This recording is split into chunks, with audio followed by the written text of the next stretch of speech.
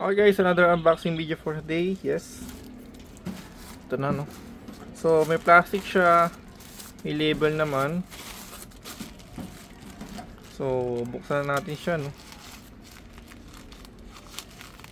para mas makacheck natin. Ayan.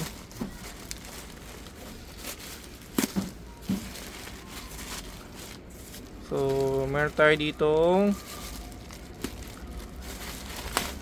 3x4 no.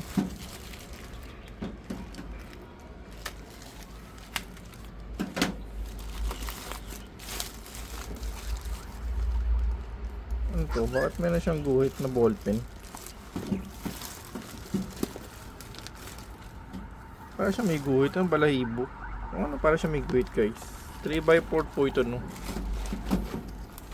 Okay, so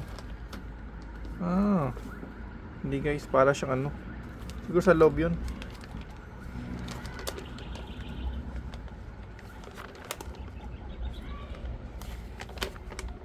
Oo nga, sa loob pala siya guys. Parang ano siya ng balahibo. Okay, so 3x4 siya guys. Quality ng kanyang plastic. Matigas din, no? Yung tahi, mga okay naman. So ito guys, hindi ko na siya mailaladlad kasi nga ano na siya, yung pagka gagamitin lang natin to pagka umaanggi dito sa part natin na to no. Itong pinag-videoan natin, pang doble lang siya no, pang suporta lang para at least hindi maanggi kasi yung ating nabiling net chain nito butas-butas to guys. So pang dodoble lang naman din natin siya. So anyway, okay naman guys no, wala naman tong sira. Ayan.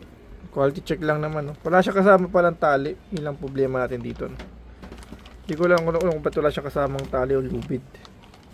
Pero overall first impression lang, sa presyo mura naman din talaga siya. So yun lang guys, and thank you for watching po no.